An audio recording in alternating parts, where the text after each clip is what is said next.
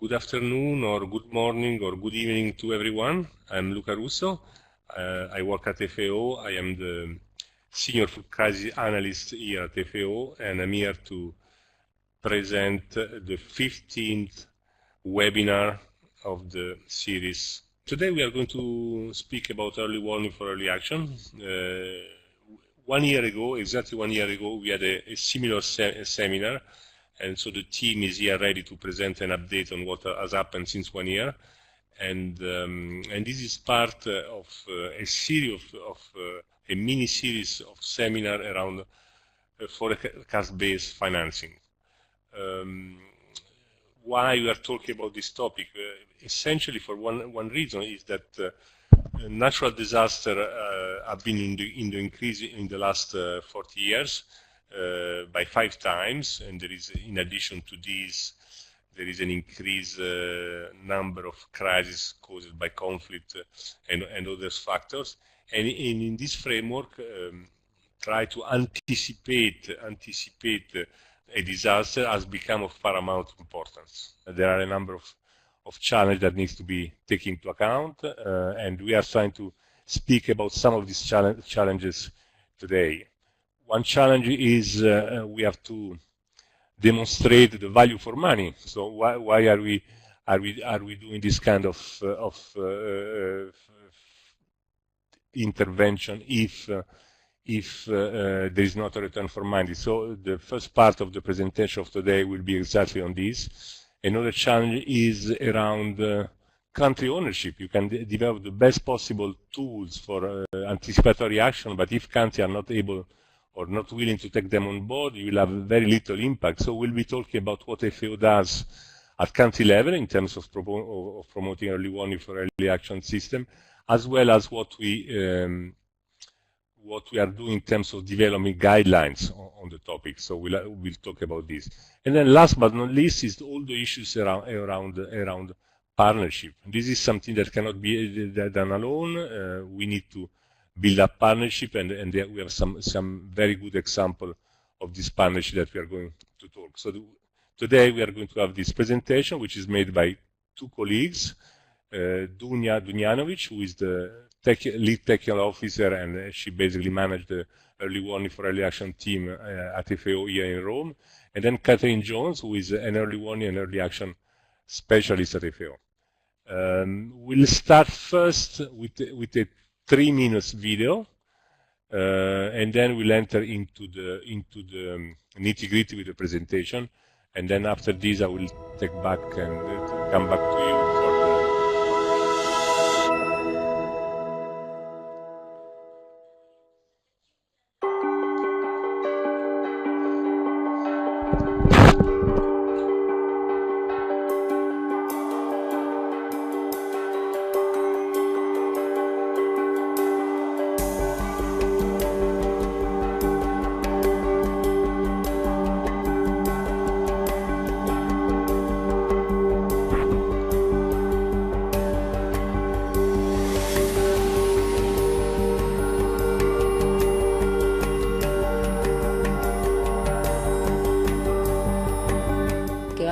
ng'ombe walikuwa hawawezi kuenuka kabisa. Kwanza huyu mmoja, huyu wa kiki, ilikuwa ni nichukue kama jigongo alafu nimweke hapa ndani nimuenue mpaka asimame, ndio ambayo anafanya kutembea.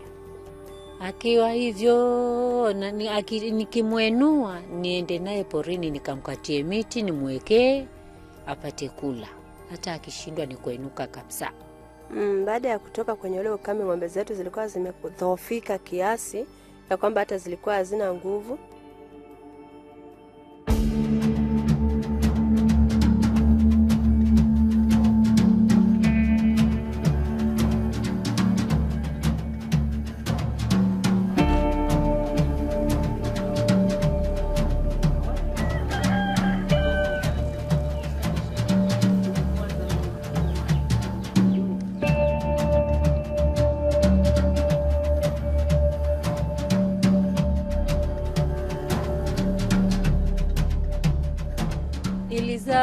Iliza na kile chakula cha malisho. Kama nilikuwa si kupata kile chakula, angekuwa hakuzaa, maana angekufa yule. Lakini nashukuru kule kula chile chakula mtoto naye akakuwa.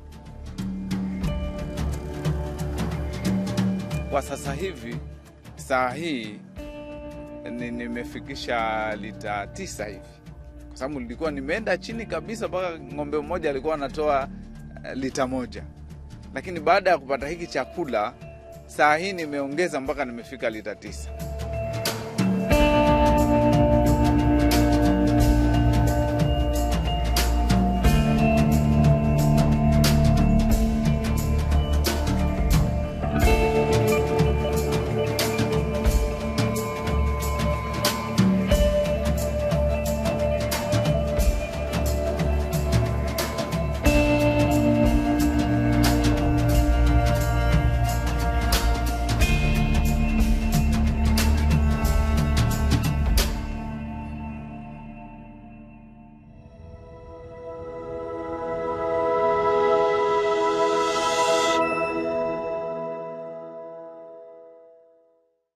Hello everybody, my name is Dunja Dujanovic, as Luca Russo mentioned. I lead the Early Warning Early Action team here at FAO. I hope that you all enjoyed our short video, which was done at the end of an early action intervention we did in Kenya, which we will be talking about shortly. This was our first early warning reaction pilot in FAO, and a very important opportunity for us to learn what we can do better, what worked best, and also for us to learn, as you saw, some very important messages or very important conclusions about the cost effectiveness of this kind of work. So what we do here in Early Warning Early Action is we're working in an area of work that wants to prove that acting before a crisis happens can lessen the later impact and is more effective way to respond to disasters, both in terms of reducing the impact but also in terms of the economical costs of intervening. So just a reminder, as Luca mentioned, this webinar will be an update on our own work here at FAO over this past year, since we haven't been doing a webinar this year yet. But we also consider this to be a kind of a mini-series on early warning early action, also known as forecast-based financing. These are two sort of interchangeable terms. And we welcome all of our partners, the ones who we already work with, but also those who we haven't yet been in touch with, to let us know if they have any best practices or case studies or interesting projects they would like to share. We're very happy to host them on this platform in the future. So, what we would like to start off with today is some words on our case study on the cost effectiveness of early action in the Horn of Africa, which we have briefly mentioned, and you have seen some of the real-life impacts of this information illustrated in the video with the beneficiaries of this program. But what I would want to talk about now briefly is also some of the quantitative data surrounding this intervention, because as many of you working in this area will also be aware, there has been, over the past years, a lot of attention on collecting evidence, and specifically cost-effectiveness evidence on the value for money of various types of humanitarian and development interventions, and this includes anticipatory action. So we set out to collect evidence to prove why is it worthwhile investing in responding to crisis earlier. And also how much can responding earlier to crisis effectively lessen the later impact on livelihoods, and try to quantify that in economic terms. So just to give you a bit of a background, I have mentioned that the Horn of Africa was our very first pilot. We went to Kenya back in September 2016 to set up an early warning, early action system there, together with our FAO office and the National Drought Management Authority. We put together an early action plan. This plan was for drought, which is the major natural hazard affecting the Horn of Africa, targeting specifically pastoralist communities because they are the ones most impacted by drought, and these pastoralist communities are among the most vulnerable and poorest across the Horn of Africa, and they completely depend on their livestock both for income and food security. So our early actions that we had designed together with our partners at country level were targeting specifically this sector. When there were early signs of the drought happening at the end of last year, and we are talking about October, November 2016, we have activated our own FAO Early Action Fund to support our country office in kick-starting the implementation of these early actions. And this was about 3 months before the official government declaration of an emergency situation, which came only at the end of February. So the time difference between when the response would have actually started had we waited for that declaration is fairly remarkable. And we allocated $1.2 million to the 3 countries affected in the Horn of Africa, so Kenya, but also Somalia and Ethiopia. So in terms of some of the preliminary findings, because we are still concluding the analysis around this, and our colleague Luca Parodi is leading the work on this, there are really some very, very impressive findings that have come through. First of all, a very convincing positive benefit to cost ratio in terms of the investments made and in terms of averted damages and loss to these livelihoods in this crisis. You will have seen in the video the key message here that for every $1 we spent on these livestock support interventions, the households we assisted had a return of almost $3.5. So if you multiply that for all the livestock, for all the amounts that we allocated there, you can get a sense of how important this was for the pastoralist livelihoods in this situation. So the way that we will see a little bit later on the methodology of how we went about getting this data, but these benefits are in terms of not only the value of animals saved, but also in terms of improved body conditions of animals and in terms of increased milk production.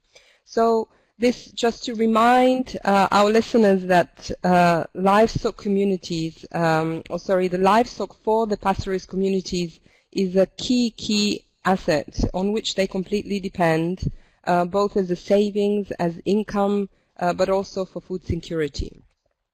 And so assisting their livelihoods in this emergency, so through this early action, had positive impact not only in the immediate sense of saving the animals, but also some really important secondary effects on nutrition and on their purchasing power and on their sustainability, because these households which we had assisted later on did not require any other kind of emergency assistance, so they were able to withstand the shock.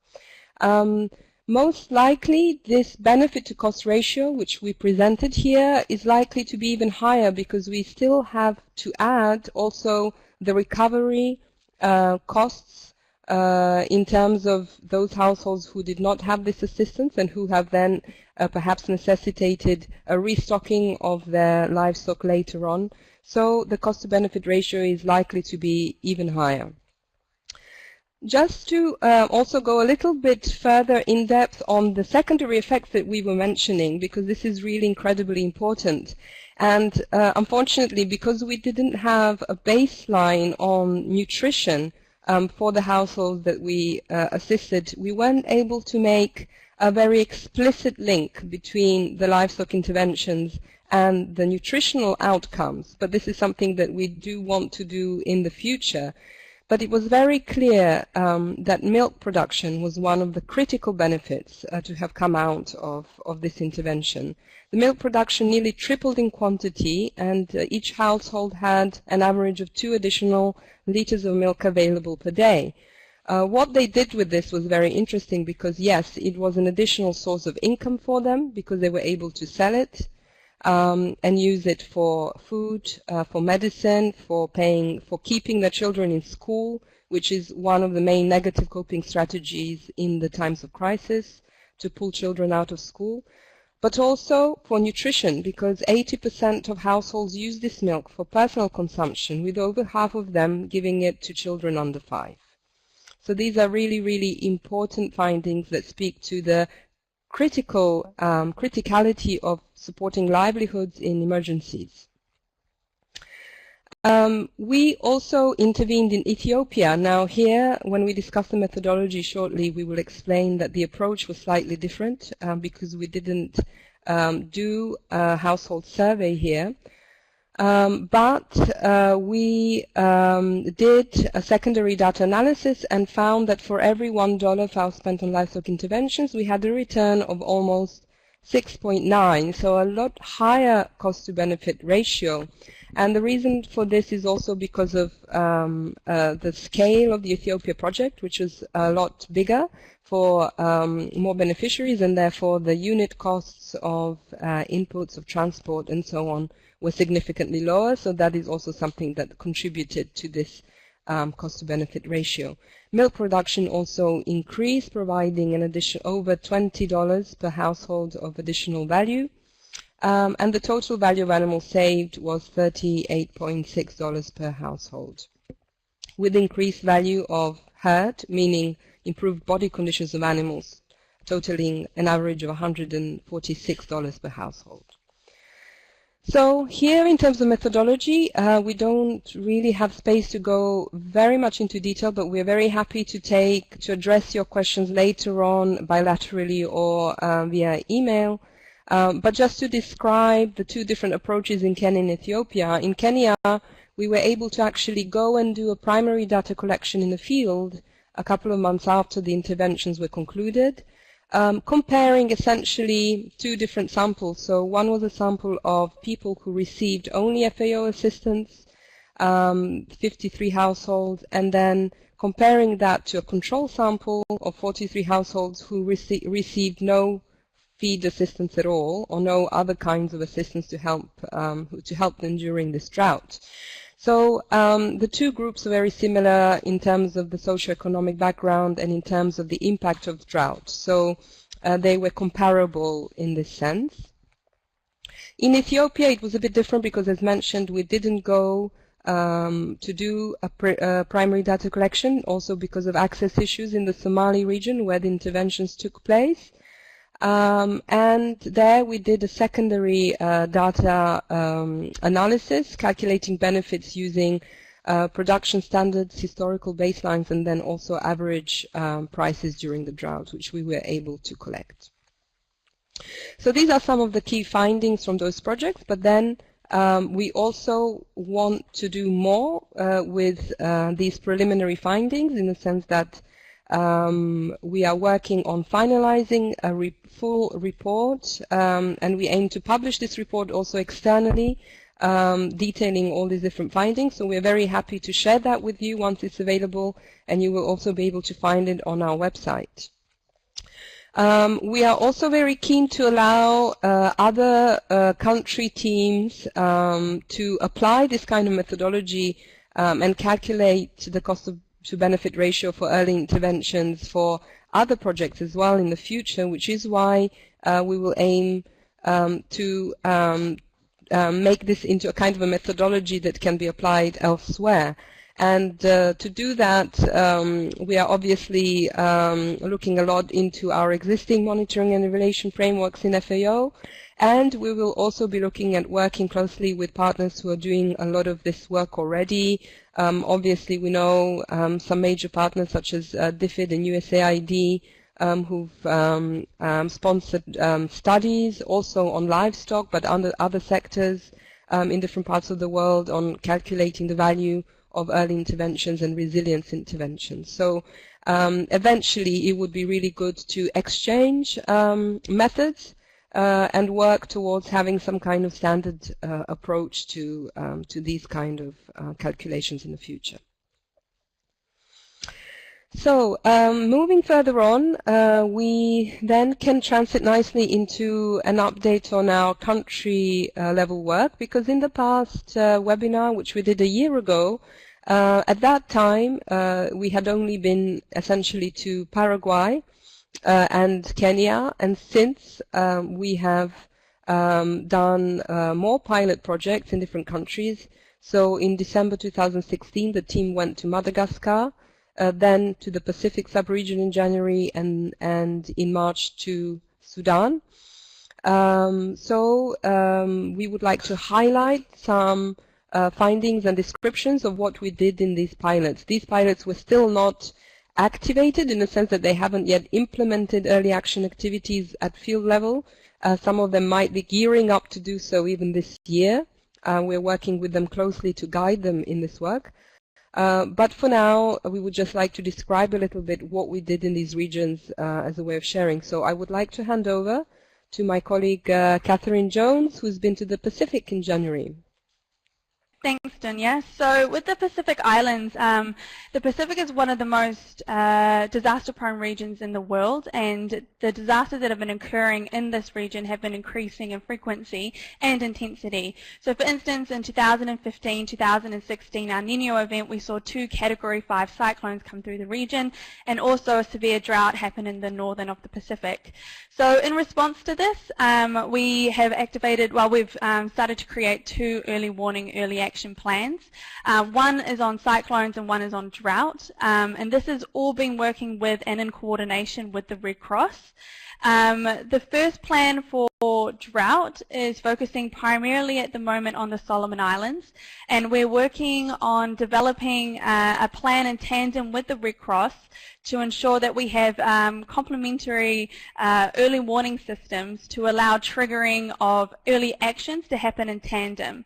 So this means that FAO would come in with crop protection or fisheries or livestock interventions.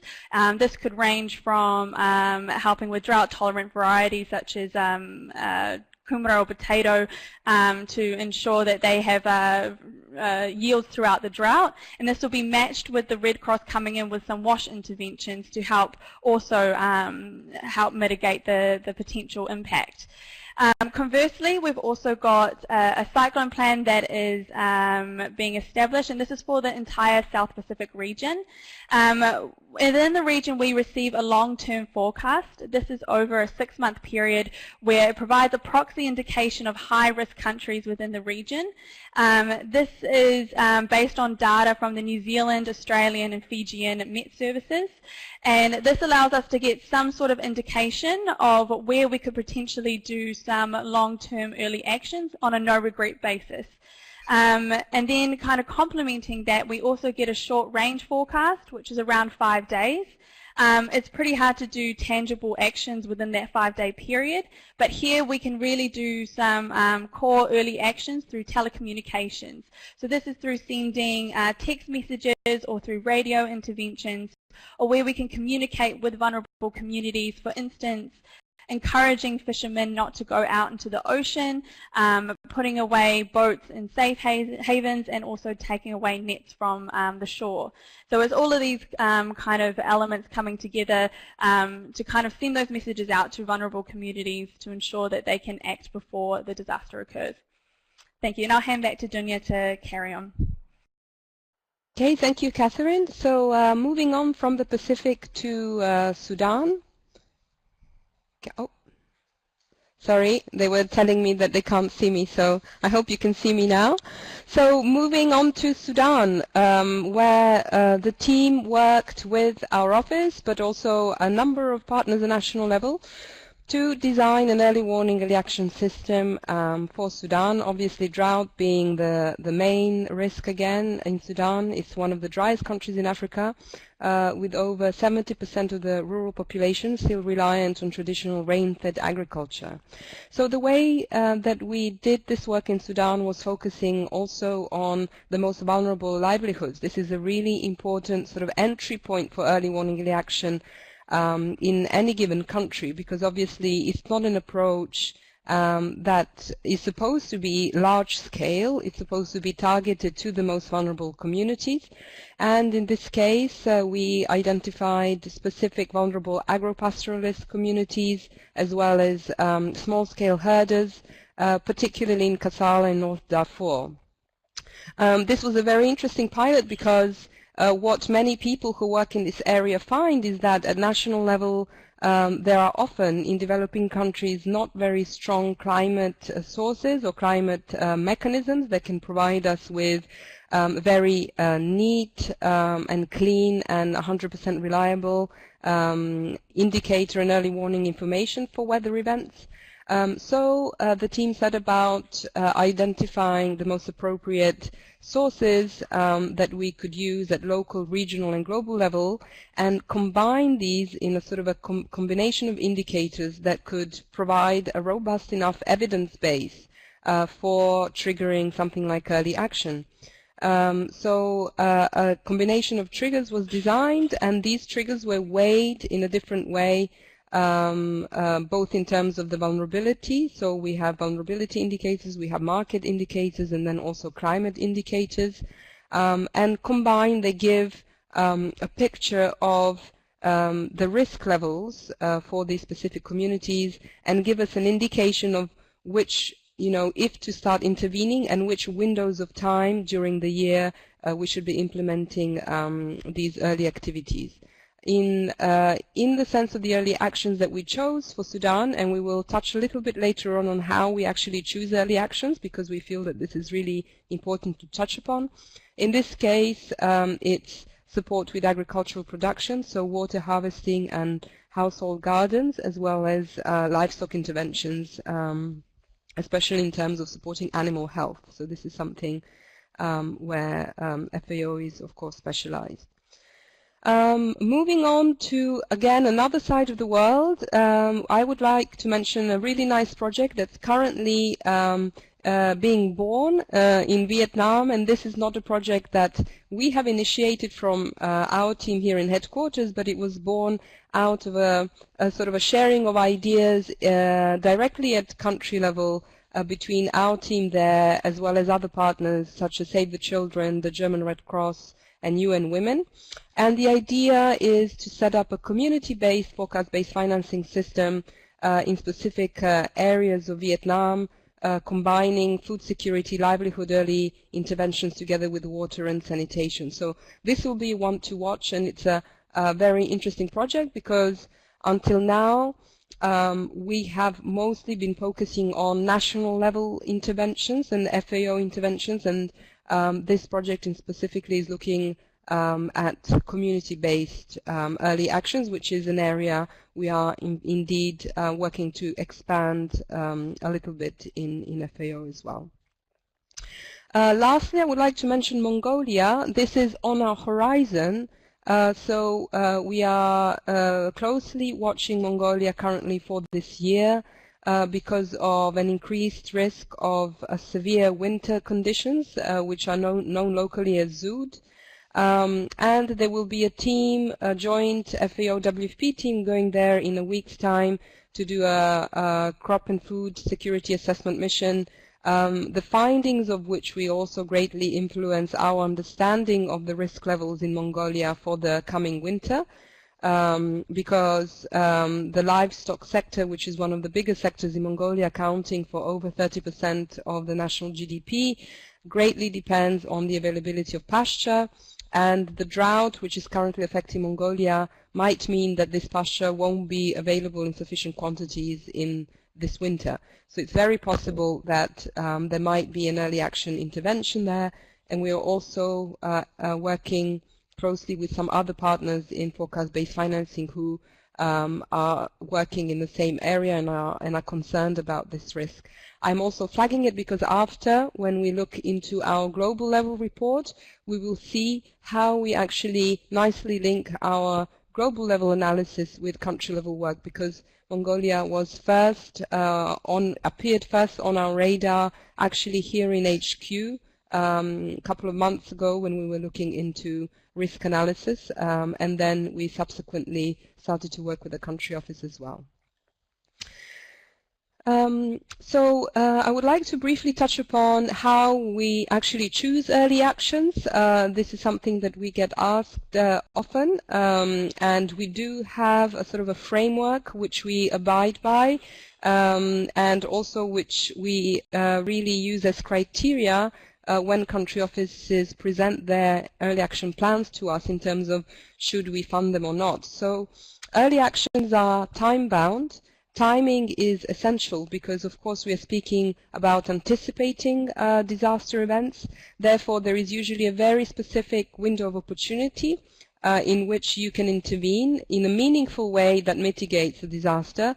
In slow onset disasters, this window is, of course, slightly bigger than in sudden onset, but we must sort of design early action plans according to the timing factor. So they must be logistically feasible, which is another criteria that we apply, and we must have the sort of operational ability to deliver these activities in that specific window of time. Our early actions have to be technically sound, so because FAO works closely with agriculture-based livelihoods, and these livelihoods, of course, differ based also on the agricultural sector that we're looking at, proposing early actions that intervene directly on and can impact agricultural-based livelihoods have to be cross-checked and informed by our experts, both in crop production or livestock health or animal health. So we work with our experts both at regional and at headquarters level to ensure that they're technically sound. And lastly, the other principles we follow are the principle of no harm. So obviously, our early actions have to be context appropriate and should not be detrimental to the overall situation. So we don't intervene in ways that can put the beneficiaries at risk or worsen the crisis in any way, as well as we operate on a no regrets policy. So this is very interesting because obviously when you talk about anticipatory action, there's always a degree of risk that then the subsequent disaster event doesn't materialize, at least not to the degree that you've forecasted, but we apply the criteria of no regrets to say that it's better to intervene at least targeting the most vulnerable communities in any case, even if then the later disaster event is of a lesser magnitude. So this is the principle we follow. And the way that we go about actually identifying these actions when we work at country level, obviously our first criteria or our first piece of information which is essential is disaster risk prioritization. So we seek to understand which are the major risks to agriculture and food security, as well as which livelihoods are the most vulnerable and where they are, in which parts of the country. We match then those livelihoods with appropriate early action interventions that are appropriate for their context and also for mitigating the specific risk. And also we care a lot about seasonal timing because of course we talk about agriculture, so the activities have to be timed in a way to help people with a specific agricultural and climate season that they're in. In the future, we would like country offices and also other partners beyond FAO to be able to implement early warning, early action at country level, and also with our guidance, of course, but also to do it themselves. And the way that we do this is by putting together a guidance, and our principal guidance document for early warning action in FAO is called the Country Toolkit, and this toolkit is, I would say, 90% there. It's almost finished. It has to go through a few rounds of review here internally, and what this represents is a kind of a pulling together of all our technical knowledge on early warning reaction together with the best practices we've collected at field level over the past 2 years into a guide that guides teams on how to do this process from start to finish.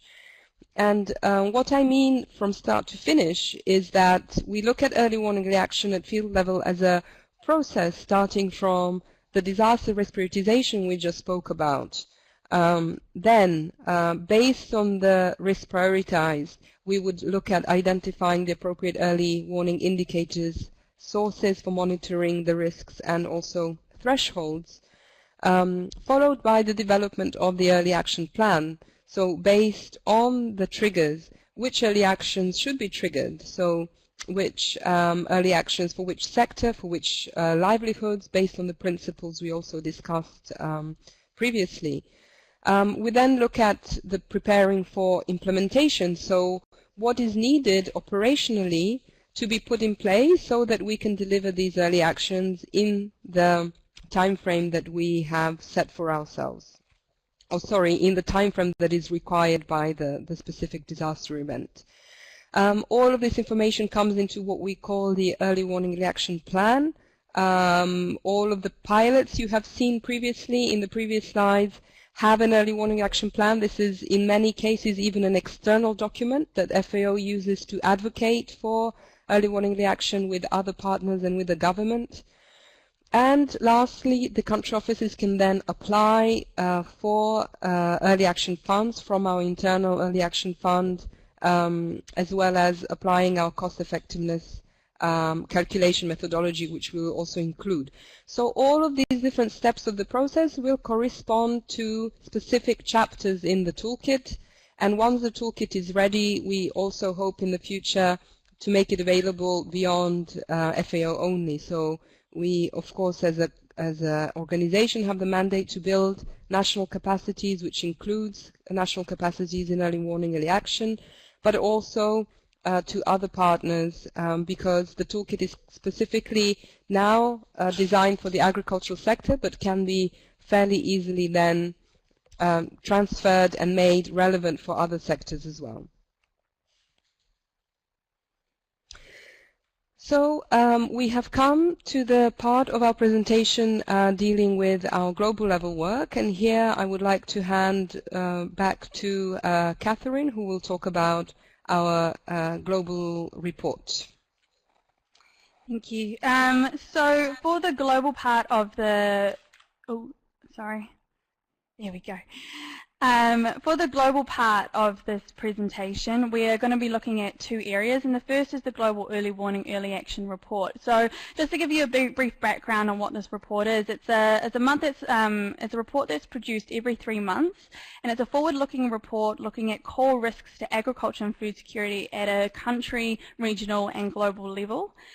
We select these risks based on information available in-house and also on an external level. This particularly includes FAO's Global Information Early Warning Systems, GEWS, for crop production, Food Chain Crisis Emergency Protection Systems, FCC Empress for animal health, and also Integrated Food Security Phase Classification, also known as IPC, and we use this for our food security.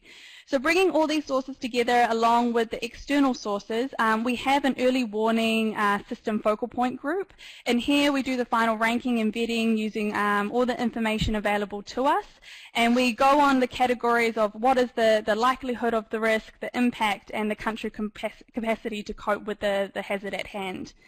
And additional to this early warning component, we also offer early action recommendations for the agriculture sector, and these are tailored to the specific risks that are being addressed in the report, and these are developed in-house as well alongside our technical experts, also with our country level officers to ensure that they are tangible and feasible to implement if needed.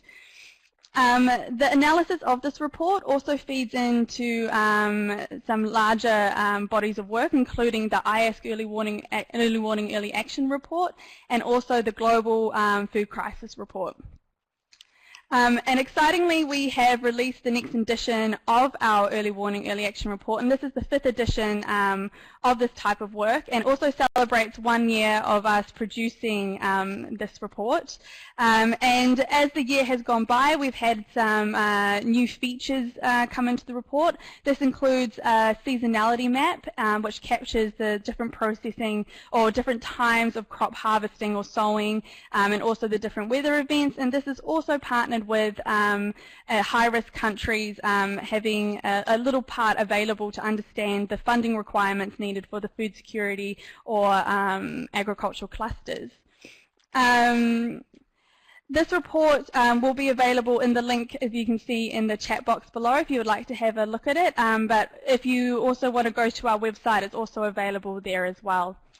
If you haven't seen the report already, I'm just going to give you a quick overview of what our current results are. We currently have 7 countries on high risk, another 7 on watch, and another 3 on watch regions and global risks. As you will also see in our report, we also have a projected crises that feature in here, such as South Sudan and Yemen. They are featured because they show significant signs of deterioration, and there's evidence there to support this. For instance, with Yemen, they're now facing one of the biggest cholera outbreaks globally, and they're also having issues in regards to transport and accessibility. So with these factors combined, we can see that the situation will further deteriorate, hence their inclusion. Comparative to also this, we also have some new risks, primarily in the Asian region, and this includes DPRK, Myanmar, Nepal, Bangladesh, and most recently also Mongolia. And this is also what Dunya talked about previously, is we did this analysis at the global level to understand what was going on in regards to the extreme weather event for Zood that could potentially happen, or a harsh winter. And this is looking likely in the latter half of 2017 or early 2018. So this initiated us to get in contact with our country officers, which we do anyway through the report, and they also expressed their worry and concern. So we're now working with them to establish an early action implementation, and this will be funded through the Early Action Fund that we currently have if signs in the monitoring that we continue to do show significant deterioration. And then, and then the second part of the Global Early Warning, Early Action presentation today is that we're going to be looking at the El Niño Standard Operating Procedures, which are done at an interagency level. And this is coordinated both with OCHA and FAO, and we're leading the process to establish these standard operating procedures. Some of you may be familiar already with this process, but I'll just provide a quick overview. As we all know, in 2015-2016, we experienced an El Niño event, and this showed to be quite complex. And to help provide a framework to react to these events in the future, the SOPs were created. And this is a platform to share knowledge, increase coordination efforts, and have a common understanding of the risks of El Niño and how it will impact specific regions and countries. The SOPs were first tested in June 2017 in light of a potential El Niño forming, and this became a great platform for us to really understand how the SOPs will work, and we could really pilot them at a tangible level. And this led to the identification of high-risk countries, and also we sent out warnings to resident coordinators to initiate early action planning. And there may be a potential activation happening in the light of the recent forecasts in regards to La Nina, but that's still being discussed. Next week we'll also have a face-to-face meeting to finalise the SOPs process, and this will be a major milestone for the interagency coordination for El Niño efforts as well. And to finish off the presentation, I'll just pass it back to Dunya. So, Catherine, thank you very much. And just as a way of concluding our update today, because we want to leave some time for questions from all our listeners as well, just in terms of what's coming up next. So, overall, we think of this year as sort of the last year of our pilot phase, so to speak, because this program was established in the second half of 2015 with the pilot and the country work starting really to kick off in 2016. And we have been able, through our pilot work and also through our global analysis work, to build up sort of experience with what works and what doesn't work. And of course, we're still learning, but we have a sufficient technical basis now in terms of best practices and advising country offices to consider a wider rollout within FAO. So the toolkit that I've mentioned, this will be one of our major tools for the future rollout and mainstreaming. We will be using that toolkit to provide training to our country offices, but also potentially in the future working with governments and with other partners at country level as well. We will be doing a lot to improve our global level analytical process as well. So improving our global report and reinforcing the linkages, especially with the Global Food Crisis Report, which is a very important yearly analytical product, as well as other analytical products that other partners are doing to ensure that we are coherent. And therefore working towards a kind of a scale-up, and this is very much what we have been hearing elsewhere as well with other partners. We are part at the international level of a kind of a forecast-based financing partnership called the FBF Dialogue Platform Network, which is seconded by the German Foreign Ministry and the German Red Cross. And in this network are a number of partners really doing pioneering and great work in early warning, early action around the world. So we will be also linking to their website through ours, and you are very welcome to visit their website and explore also other projects. But it's definitely a sense that it's an area of work that's growing in importance as the number of pilot projects grows and as evidence grows of the effectiveness of anticipating disasters. And therefore now what we wish to do is scale up this approach not only within FAO but work with our partners and coordinate better at country level to really advocate for early warning action both with governments but also at international level. We also would like to thank our main donors, Germany, Belgium, and of course the EU DevCo, for all their ongoing and fantastic support. We hope to really reinforce our linkages also through technical exchange with other donors and other partners as well in the future. So thank you very much, and perhaps over to Luca now, and then we will be able to take some questions as well. Thank you. Okay.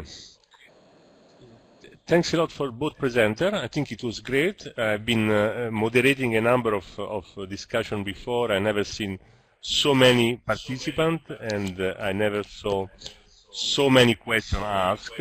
Therefore, we'll have to do a bit of prioritization vis-à-vis of the question. Just a bit to frame the discussion, I see the question there somehow along this line. We have said 5 fundamental things. The first is that you need a global picture of the risks so as to make informed decision and intervene where there is most need. That is, we do this through the global report. We need to establish country ownership and capacity. We need guidelines, but then we have also to be context specific. That means that each country, you have seen 3 cases that are quite different, so you don't have a blueprint approach for this. Then you have to build the evidence. This is fundamental. The 2 case studies that were presented are of great help on this. And then you need also to coordinate and work with others. So these are, I think, have been the issues which have been discussed today. The point is how we are going to scale up. Why, despite a lot of evidence and good work, we remain always, let's say, in a small scale. I mean, the amount that we are investing in this initiative were mentioned, and they are small compared to the need. I want just to add that in addition to the 3 donors that were mentioned by Dunia, Germany, European Union, and Belgium, FAO is also putting quite important part of his own resources to this intervention. But we are very far in terms of scale. Now, there are so many questions, so let me unpick a few, if I can read them, but just a second, because there's, I have to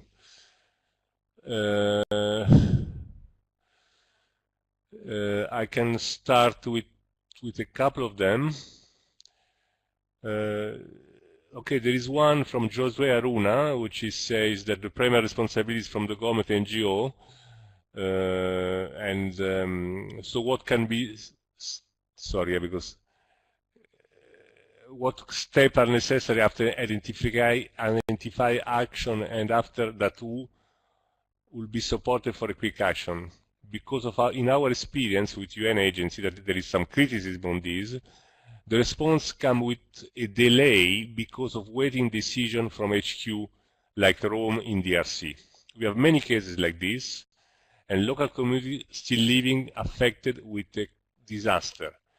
Can be a way to guide advocacy. So here it's a point of time frame, late responses despite the need, and what can this be done? Who wants to go on this question? Which is Dunya? Thank you for that question. So if I understood well, can you hear me? Yes. So if I understood well, how can we systematically trigger action, and that currently response action can also be late and depend on many factors. And this is absolutely true, and this is precisely why the approach such as early warning, early action, or forecast-based financing was indeed created and developed. Because classically in the traditional humanitarian sphere, what happens is that the entire response is designed around the assessment of the impact of a disaster event. And this assessment of the impact of the disaster event happens once the disaster has happened, and this is what informs then the government position on requesting external assistance, and then the initiation of the assistance of UN agencies and other partners who then come in to respond. So what we do through early warning, early action is sort of anticipate all of this, even up to sort of 3-4 months, for instance, for slow onset disasters. And the reason this is possible is through the building of a system that connects activities to early warning forecasts rather than impact assessments in the, after a disaster. This is of course agreed with the government, so wherever we work, what we do is once we have an early warning action plan, we go to the government and explain what we are doing, and obviously hopefully even work together on something similar on their side that can complement, that FAO interventions can complement, but that it's clear that we have then the go-ahead to implement certain activities without waiting for the disaster impact assessments and for the declaration of the emergencies and everything that's going to come later on.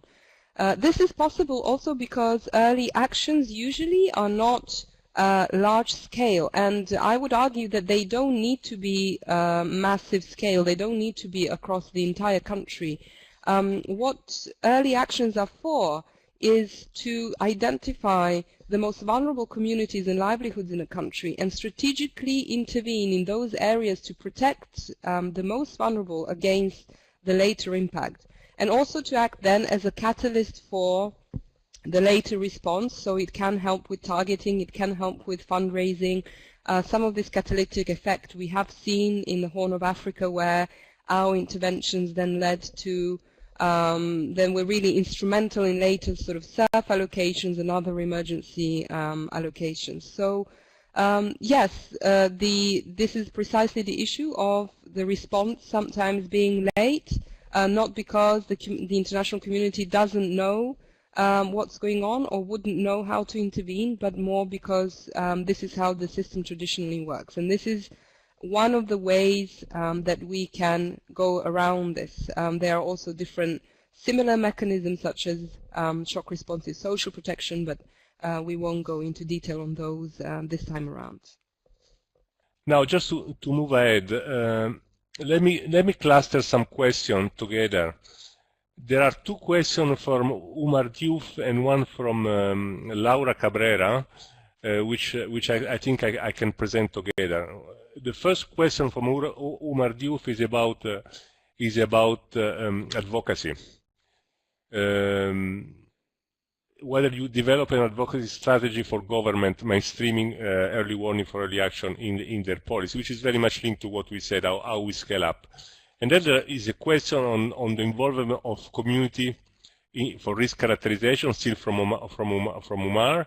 And Laura Cabrera is asking something similar, because she says, how do you incorporate traditional or ancestral knowledge to the risk management? So government and community.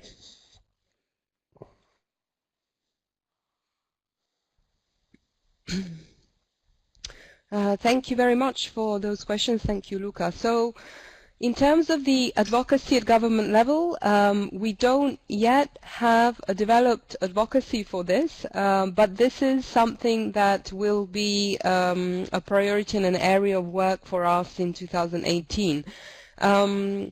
It was actually an interesting point, how do we go about early warning early action, because obviously FAO has close links to governments in the countries in which we work, and we have had thoughts shared with us from other colleagues who were saying, well, possibly we could work directly with government capacity building from the start. But we really insisted on focusing first on our own internal capacity as a way of ensuring that FAO has a technical understanding and capacity of early warning early action in high-risk countries at regional level, at headquarters level, before we then set out to help governments build this capacity in their own countries. Having said this, we have done already some advisory work for governments in this area. And we, of course, in all of our pilots have very closely worked with governments by sharing our plans and presenting what we do, and offering also to help them plan or think about doing something like that in their own areas. But obviously this isn't a structured enough approach, and what we would like is to, once we have finalized our own guidance and approach, to then transform this into a national level early warning, early action method, if you like. Also, we will have to take into account national disaster risk management strategies, national resilience strategies, a host of policies that governments do already have that are very connected to what we are talking about here. So this is a big area of work and definitely will be a priority for us from next year. The other question on the community involvement, this is really, really interesting for us, and this is something that we have already started to work on and incorporate in our country level work, but we will be doing more of as we go forward.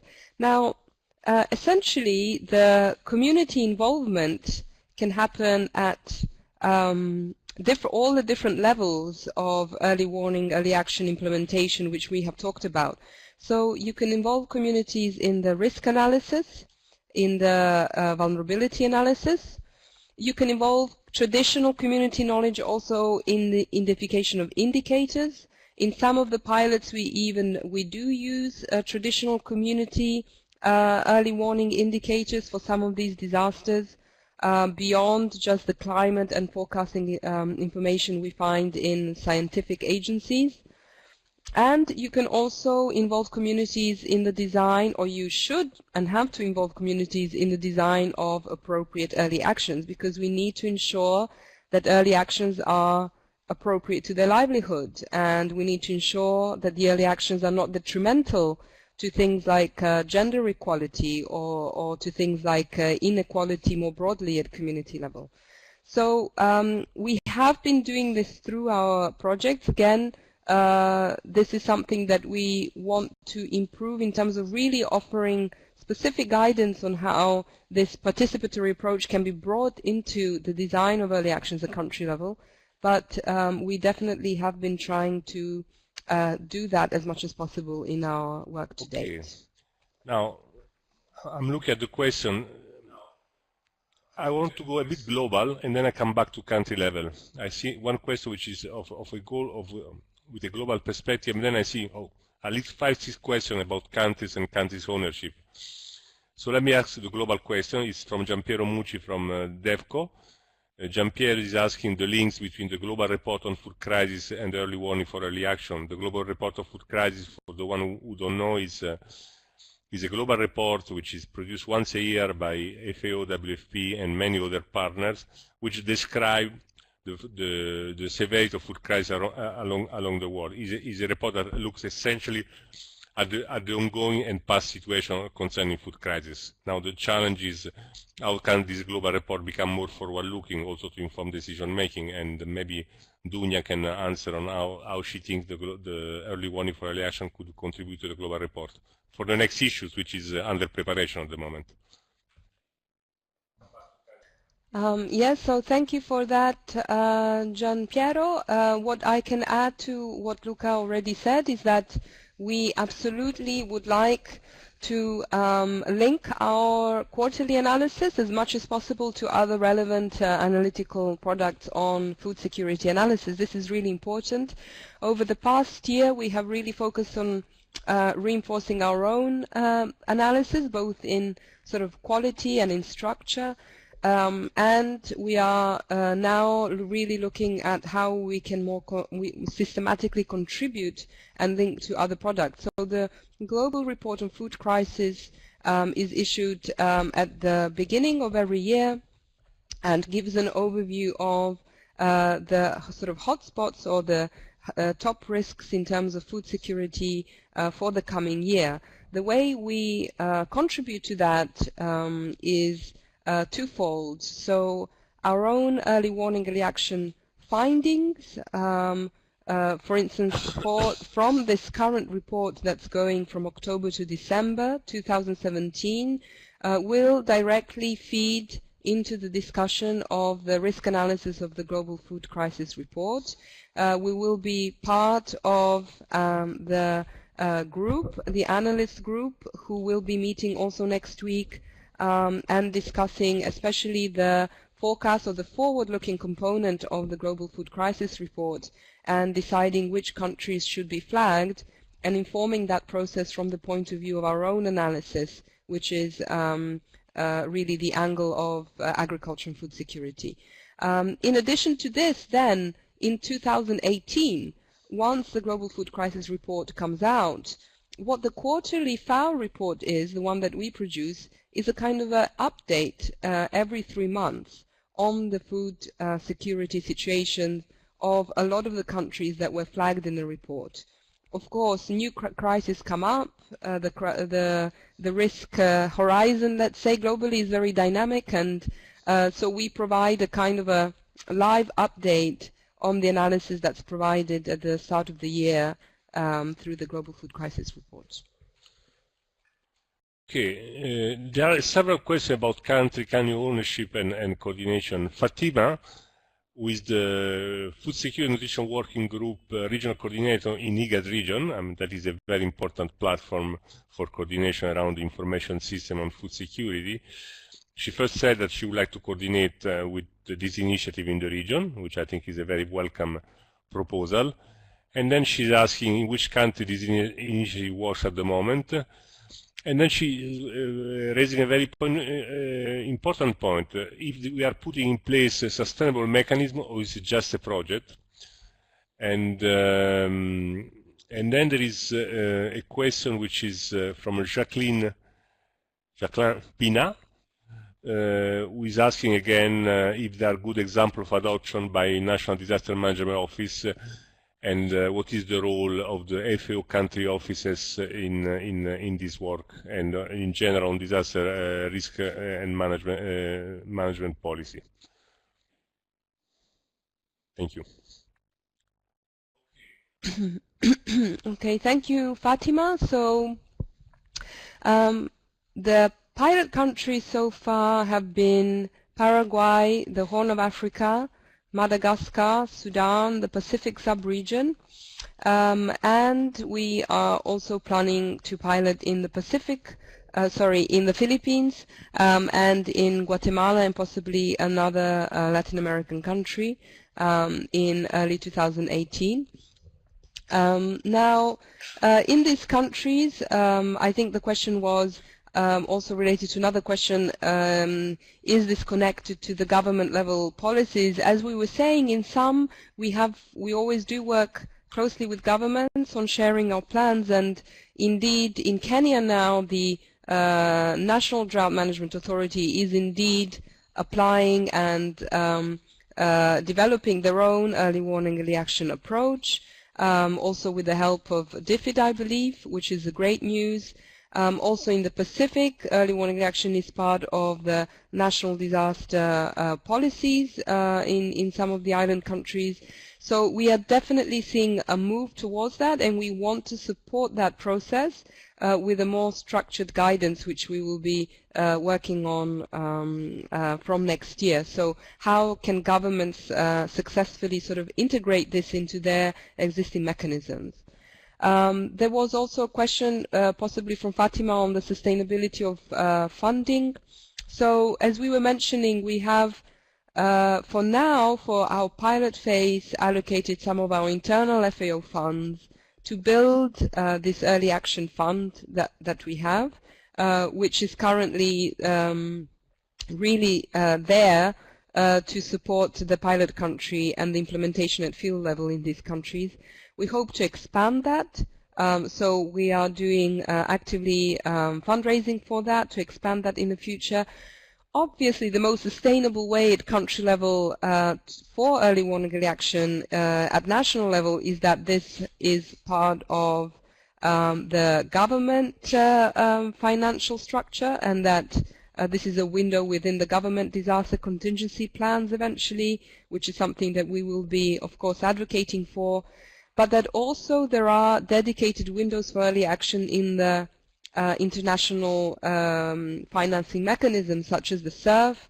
We have been very vocal advocates for an early action window within the SURF, and have sort of contributed some suggestions as to how this could work, and what kind of triggers could be used, at least for slow onset disasters to begin with. So these are some changes that we really hope to see over the coming years, that will really allow this approach to go beyond pilot projects, but really become scaled up and applicable by a wider variety of partners and governments.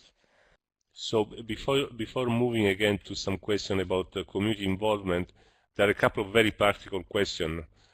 John is asking on what was the assistance which was provided, was just feed or other things. And then Banaras Khan is asking whether early warning for early action works only in the context of drought. What about other disasters like floods? Okay, thank you for those questions as well. So to answer John's questions, yes, there was a kind of a packet of livestock interventions that we did in the Horn of Africa as early actions that we have been describing, that beyond the feed component also included water support, so either water trucking or providing components for water pans and water conservation, as well as animal health support through vaccination or deworming drugs, as well as things like market interventions and the supporting of intermediate traders, which was really critical to stabilize the prices so that the terms of trade do not adversely impact the more vulnerable communities in these areas. So the reason why we talked a lot about the feed, especially in terms of the cost effectiveness analysis, is to do with the fact with data analysis, because we needed for this cost effectiveness to speak and analyze data coming from those households who only benefited from FAO support. So for these other interventions that we mentioned, because they were either done in areas where other partners were working, or they were done in combination with other interventions, from the government or other agencies, we would not have had such a clear linkage between our intervention and the outcome, which was what we were looking for. So this is the reason why we talked a lot about the feed, but obviously we did a host of other interventions as well. On the question regarding sudden onset, so yes, early warning, early action systems can be adapted to any kind of risk, so both slow onset but also sudden onset. What changes is the time frame and the window of time that you have for monitoring, for triggering early actions, and ultimately for implementation, as well as then affecting what kind of evidence you need to act. So yes, we do look at sudden onset disasters. The latest one that we have been working on is the regional cyclone plan for the Pacific region, which Catherine had described earlier, and she had described also the two kinds of longer range and shorter range triggers that we are using for those plans. So yes, absolutely, it can be adapted to any number of risks. Obasanjo from Senegal, if I could see the question on the screen. Basically, they are around community participation. Umar Diouf from FAO Senegal is asking whether there is you are thinking of establishing a framework for accountability to beneficiaries in the framework of this initiative. And Obasanjo is asking about what steps and plans are in place from FAO to ensure community involvement in national risk management design and implementation, especially in Nigeria. That's what they say. Clearly, this is a bit beyond the scope of the early warning for early action, but you could maybe provide us with some view about these two questions. Thank you. Yes, thank you for those questions. So on the first question, in ensuring that we are working within the framework of accountability to beneficiaries. Indeed, FAO has a framework on accountability to beneficiaries, and we, along with other criteria that the organization establishes in terms of doing no harm, when we do country-level implementation, we attain to these principles. This is something that I had briefly actually mentioned. I didn't go into detail, but when we were speaking about identifying the appropriate and context-appropriate early actions at the beginning, so that we have very clear criteria in terms of choosing actions that do no harm to the context and do not aggravate in any way, and that they are appropriate to the livelihoods of the people that we are trying to help. On the second question, what steps are there to ensure community involvement? Okay, so I can speak to the community involvement in early warning, early action systems that FAO is working on, whereas the question here is about national risk policy management implementation. So this is a little bit beyond what we can answer. But as I mentioned, we have different points of entry for involving communities in early warning, early action. We have already been doing this at field level in different contexts, both in terms of risk analysis, vulnerability analysis, the identification of indicators, as well as the identification of appropriate early actions. So we will be actually working next year on providing more guidance within our toolkit to country offices on how to ensure participation in all stages of the early warning, early action process, with a specific attention to gender-sensitive information and to gender equality, which is one of our also big policy priorities for next year. Not only policy, sorry, also operational priorities. Okay, I think we have almost come to the end of this webinar. There was also some questions which were sent prior to the webinar by a number of participants, and I can see that there is still participants typing some questions, but I think we are running a bit short of time, and I see that also the number of participants is diminishing, so we'll be try to answer to all these questions in writing through the report in the coming days. So let me thank you all for your participation, which was super active, and I think There will be also some follow-up on our side from some specific question, for instance, the one asked by IGAD. We are working with the Food Security and Nutrition Working Group regularly, so this will be taken into account. The next seminar will be in French, and is about the Dimitra Club, that is an FAO initiative for community participation and involvement. And if you go on our website, you will find the calendar of all the next event. Remember, there was these issues that we are very keen about tweeting. So if you have any tweet to make, go to our two hashtag and express what you think about this seminar and in general about the work we are doing. So thanks a lot to all of you, and thanks to the two presenter and to the core team who has organized this event. All the best, and talk to you soon. Bye bye.